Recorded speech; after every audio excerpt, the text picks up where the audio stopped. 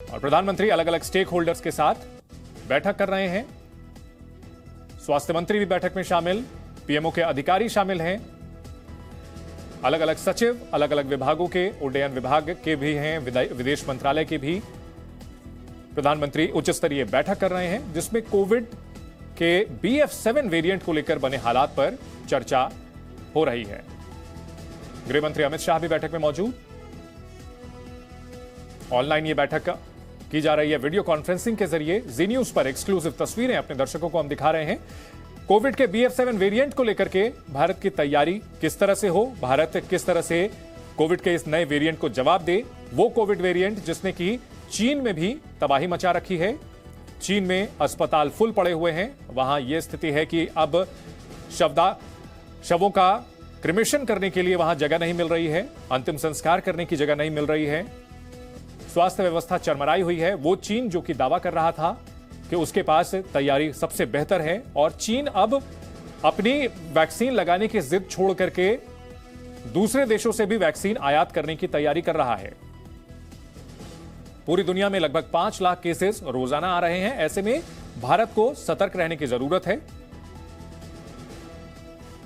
विदेश से आने वाले जो यात्री हैं उनकी रैंडम टेस्टिंग एयरपोर्ट पर ही शुरू कर दी गई है।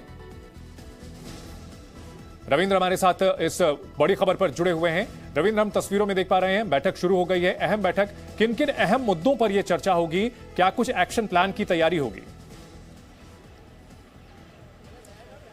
बिल्कुल, आप देखिए कि जो जैसा कि मैंने पहले भी आपसे बातचीत हुई कि उसमें स्वास्थ्य मंत्रालय द्वारा एक प्रेजेंटेशन दिया गया है और दिया भी जा रहा है, जिसमें कि मौजूदा हालात कैसे हैं कोविड के नए वेरिएंट का, और इस पूरे विश्व में अभी क्या स्थिति है, हमारी अभी तक की क्या तैयारी है अलग अलग वेरिएंट की, और संभावित जो वेरिएंट है वो अगर आ रहा है तो कितना स्प्रेड करेगा, अगर स्प्रेड करता है तो उसके लिए हमने क्या क्या अभी से तैयारी कर रखी है या तैयारी करने वाले हैं, राज्यों को क्या क्या एडवाइजरी जारी किया जाएगा, राज्यों को कैसे पालन किया जाएगा, और कौन कौन सा कब कब मीटिंग हम करेंगे जल्दी जल्दी राज्यों के साथ, तो कोऑर्डिनेशन के लेकर भी, ट्रैकिंग को लेकर भी, और बाकी चीजें जो है जो बूस्टर डोज है उस पर जो अभी तक मात्र 22.5 करोड़ लोग ही लगाए हैं, तो उसको हम आगे कैसे और बढ़ाएंगे, तरह तरह की बातें जो है वो प्रेजेंटेशन के जरिए बताया जा रहा है, दिखाया जा रहा है।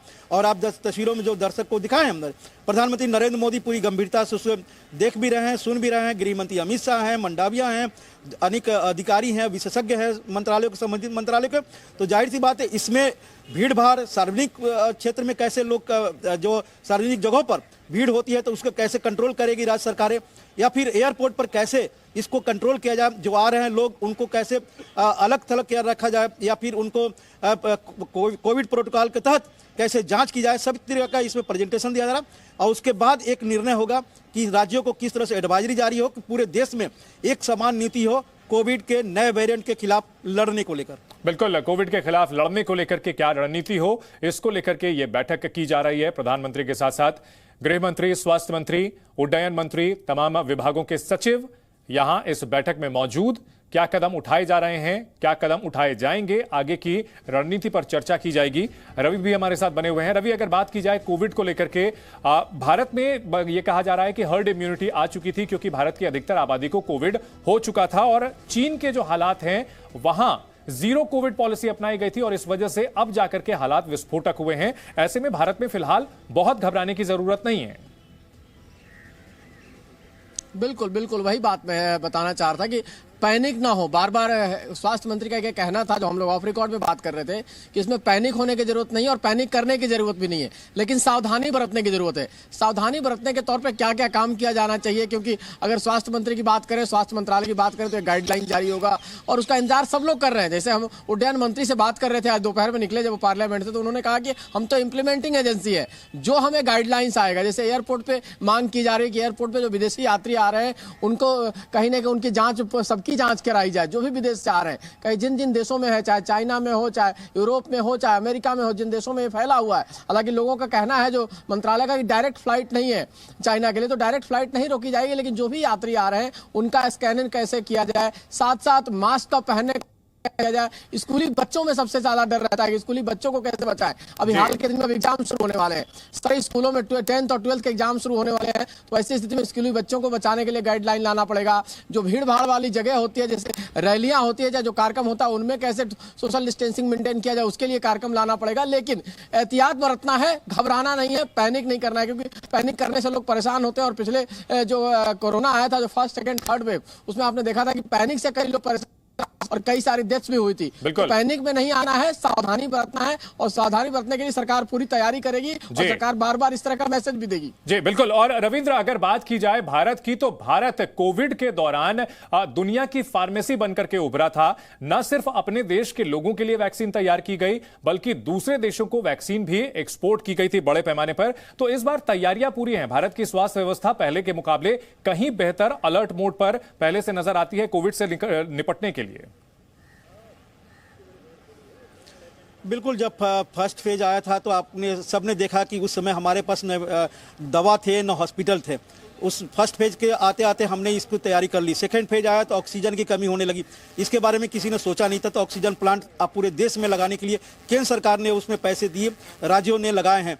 तो थर्ड फेज में दवा और इंजेक्शन की बात हुई थी, वैक्सीन की बात हुई थी।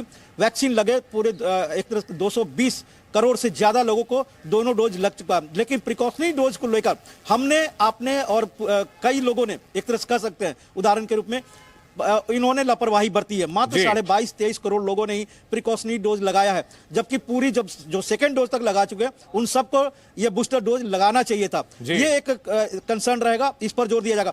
और इन सब के बारे में मैं कह सकता हूं, हालांकि इस पर अभी कहना काफी मुश्किल होगा, लेकिन लीड फ्रॉम द फ्रंट प्रधानमंत्री हमेशा करते, चाहे वैक्सीन को लेकर हो या फिर लॉकडाउन को लेकर हो, कोविड को लेकर हो।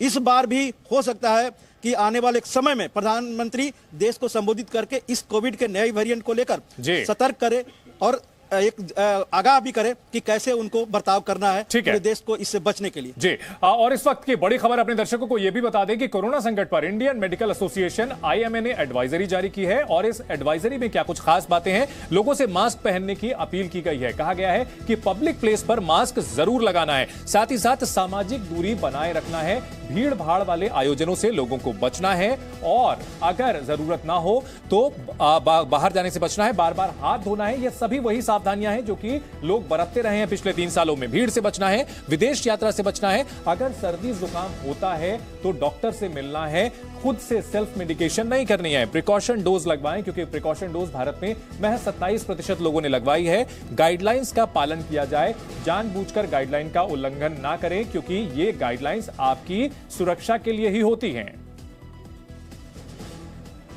रवि हमारे साथ बने हुए हैं। रवि, अगर बात की जाए जो गाइडलाइंस IMA की ओर से जारी की गई है, ये वही गाइडलाइंस है जिसका हम पालन लंबे समय तक करते रहे हैं, और ऐसे में एक बार फिर से इसका पालन करना बहुत बड़ी चुनौती नहीं होनी चाहिए, क्योंकि भारतीय लोग मेंटली भी काफी इस बार अनुशासित होंगे। बिल्कुल बिल्कुल, देखिए जो बात की गई कि गाइडलाइंस आएगा सरकार का, कब आएगा, तो सरकार ने कहा कि गाइडलाइंस ऑलरेडी है, उसको दोबारा से लागू करने का एक मैसेज देना है कि मैसेज आए कि गाइडलाइंस को लागू करना है। और गाइडलाइंस में जो बातें आप बता रहे हैं, जो इंडियन मेडिकल एसोसिएशन ने दिया है, ये लोग एक तरह से आदी हो गए हैं। आज ही मैं पार्लियामेंट में देख रहा था कि पार्लियामेंट में कुछ लोगों से हाथ मिलाने से लोग बचना शुरू हो गए हैं। कई सांसद कह रहे हैं कि अब नमस्ते किया जाए, कोरोना नमस्ते किया जाए, खासतौर पर नमस्ते करके रहा जाए, हाथ मिलाने से बचा जाए। मास्क पहनते हुए देखा था मैंने ज्यादातर लोगों को, जितने सिक्योरिटी के स्टाफ हैं, जिनको कहा भी गया है, और उसके अलावा भी हमारे पत्रकार साथी भी कई अब मास्क पहनना शुरू कर रहे हैं। और इसके अलावा साथ साथ सोशल डिस्टेंसिंग तो अभी फिलहाल नहीं है, लेकिन कोशिश किया जा रहा है कि सोशल डिस्टेंसिंग अब धीरे धीरे बढ़े। तो यही सब चीजें, देखिए एहतियात सबसे बड़ी चीज होती है किसी भी बीमारी से बचने के लिए, और कोरोना में खास तौर पे। देखिए जो बीमारी है, जो वायरस है, उससे आप भाग नहीं सकते हैं, लेकिन उससे बचने का तरीका जो है उसको अपना सकते हैं। और ये तरीका यही है कि आप हाथ की धुलाई करें, मास्क आप पहने, सोशल डिस्टेंसिंग मेंटेन करें, और गाइडलाइंस में और सारी चीजें आएंगे। तो स्टेट्स को गाइडलाइन देना होगा, क्योंकि सेंटर जब गाइडलाइन तय करेगा तो स्टेट के पास जाएगा, स्टेट उसको लागू करना शुरू करेंगे, चाहे वो दिल्ली हो, चाहे राजस्थान हो, चाहे मध्य प्रदेश हो, चाहे छत्तीसगढ़ हो, चाहे बिहार हो। तमाम राज्यों के में बैठ के कई जगह राज्यों में शुरू हो गई है इसको लेकर, तो कई राज्यों को फॉलो करना पड़ेगा। तो गाइडलाइंस आज जो आएगा, आज बैठक के बाद जल्द ही एक गाइडलाइन जारी होगा, और गाइडलाइंस को सबको फॉलो करना होगा। बिल्कुल। और रविंद्र, साथ ही साथ इस मामले में सरकार को एक तरफा गाइडलाइन जारी करने के साथ साथ सबको भरोसे में भी लेना चाहिए। सभी राज्यों के मुख्यमंत्रियों को, सभी जो पार्टी है, विपक्षी दल, उन्हें भी भरोसे में लेना जरूरी है, क्योंकि अगर इसमें लापरवाही बरती जाएगी तो कहीं ना कहीं हादसा हो सकता है। देखिए, पिछले जब कोरोना के काल था तो प्रधानमंत्री ने लगभग 1 दर्जन बार मुख्यमंत्रियों के साथ बैठक की थी, वर्चुअल बैठक की थी। लेकिन आपको याद होगा ये भी कि कई राज्यों ने, खासकर विपक्षी दलों के राज्यों ने यह आरोप लगाया था कि कोरोना जो फर्स्ट फेज था उसको केंद्र सरकार ने अपने हाथ में लिया, राज्यों को कोई अधिकार नहीं दिया और इसके कारण से सेकेंड फेज में इतना विस्फोट हुआ है। केंद्र सरकार ने सेकेंड फेज में पूरी तरह से राज्यों के हाथ में दे दिया, ऑक्सीजन कम हुई, सभी राज्य सरकारें हाथ खड़े कर दिए। तो जैसा कि आपने राहुल गांधी का बयान देखा, उसी तरह के बयान पहले आते रहे हैं और आपने कहा कि केंद्र सरकार भरोसे में लेने की पूरी कोशिश करती है। प्रधानमंत्री एक बार फिर से सभी मुख्यमंत्रियों के साथ बात भी करेंगे। ये तय मान के चलिए कि आने वाले 1 सप्ताह के अंदर वो सभी मुख्यमंत्रियों के साथ वर्चुअल बैठक करेंगे ही, देश को संबोधित करेंगे ही। लेकिन सियासत इस पर भी नहीं रुकती है। दवा कमी होगी तो केंद्र सरकार जिम्मेवार, ऑक्सीजन कमी होगी तो केंद्र सरकार जिम्मेवार, हॉस्पिटल नहीं है केंद्र सरकार जिम्मेवार, पैसा नहीं है केंद्र सरकार जिम्मेवार। ये तो आरोप प्रत्यारोप लगते रहेगा। लेकिन जाहिर सी बात है, हमेशा प्रधानमंत्री अपील करते हैं कि सियासत दूर छोड़िए, कोरोना पर एकजुट होकर लड़िए और यही अपील आने वाले दिनों में वो करेंगे। हालांकि आज गाइडलाइंस तो है ऑलरेडी, उसका पालन राज्य सरकारों को करना होगा। एडवाइजरी आज जरूर जारी होगा, होम मिनिस्ट्री द्वारा या फिर स्वास्थ्य मंत्रालय द्वारा। जी बिल्कुल। और ऐसे में कहीं ना कहीं जो कोविड के खिलाफ भारत की लड़ाई रही थी, पिछले 3 साल में कोविड के खिलाफ जो भारत की लड़ाई रही है उसमें काफी मजबूत हुई हैं व्यवस्थाएं और ऐसे में घबराने की जरूरत बिल्कुल भी नहीं है।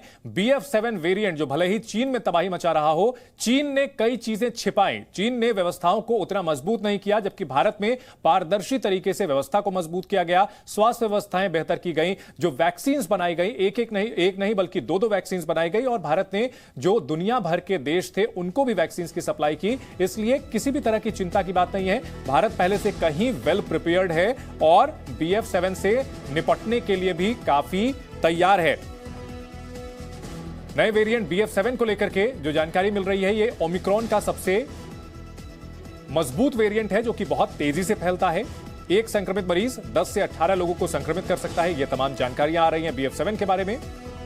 लक्षण संक्रमित होने के बाद तुरंत सामने आते हैं, बुखार, थकान, गले में खराश, लगातार खांसी, लक्षण सीने में दर्द होता है, पेट दर्द होता है, उल्टी, दस्त। एंटीबॉडी को भी चकमा देने में सक्षम है। BF7 कमजोर इम्यूनिटी वालों के लिए घातक है। चीन में बुजुर्ग मरीजों की संख्या सबसे ज्यादा है। कोविड के शिकार हुए लोगों की चीन के इनर मंगोलिया प्रांत में पहला केस मिला और भारत में भी इसके 3 केसेस अभी तक मिले हैं। लेकिन America, Britain, Belgium, Germany, France, Denmark समेत कई यूरोपीय देशों में इसके केसेस ज्यादा मिले हैं। भारत में 3 केसेस मिलने की अभी तक जानकारी मिली है। रवि हमारे साथ बने हुए हैं। रवि, अगर भारत के लोगों की बात की जाए तो भारत में कहीं ना कहीं कोविड से लोग परेशान हो चुके थे और ये मान गए थे कि एंडेमिक हो चुका है। ऐसे में फिर से दोबारा लौटना उन्हीं सारे प्रतिबंधों में कितना मुश्किल होगा लोगों को फिर से इन जो तमाम नियम है इनका पालन कराना? देखिए, मजबूरी में लोगों को पालन तो करना पड़ेगा क्योंकि कहते हैं ना, जान है तो जहान है। तो इसलिए जान बचाने के लिए सब चीजों का पालन करना पड़ेगा। लेकिन दिक्कत यह है कि आपने देखा इस पर बहुत असर पड़ता है। चीजों स्कूली बच्चों का जो पढ़ाई होता है उस पर बहुत सारा असर पड़ता है, बहुत सारे को इफेक्ट करता है कोरोना आपके हेल्थ के साथ साथ। अगर आप बच रहे हैं तो बचने के साथ साथ आपको व्यवसाय भी करना होता है, आपको करना होता है। तो कहीं ना कहीं जो बिजनेस है उसको भी ध्यान में रखना पड़ेगा, बिजनेस प्रभावित ना हो, बच्चों की पढ़ाई प्रभावित ना हो। लेकिन इसके बावजूद लोग तैयार होते हैं क्योंकि मैंने कहा ना कि जान है तो जहान है। इस वजह से लोगों को इसका ध्यान रखना पड़ेगा, नहीं तो फिर जान और जहान दोनों नहीं रह सकता एक साथ। बिल्कुल। और ऐसे में बड़ी चुनौती यह भी है कि अर्थव्यवस्था जो अब पटरी पर लौट रही है, एक बार फिर से उसके डीरेल होने का खतरा मंडरा रहा है। हालांकि अभी ये बहुत शुरुआती चरण है और ऐसे में सिर्फ ये दहशत अभी फैलाना बिल्कुल सही नहीं होगा। और BF7 का जो वेरिएंट भले ही दुनिया भर में अभी फैल रहा है, लेकिन भारत में इसके सिर्फ 3 केसेस मिले हैं, लिहाजा अभी एहतियातन कदम उठाए जा रहे हैं। और ऐसे में प्रधानमंत्री नरेंद्र मोदी फिलहाल एक हाई लेवल मीटिंग कर रहे हैं। इस मीटिंग के बाद कोविड के इस वेरिएंट से निपटने के लिए क्या रणनीति होगी सरकार की, राज्य सरकारों को किस तरह के दिशा निर्देश दिए जाएंगे, ये बात सामने होगी।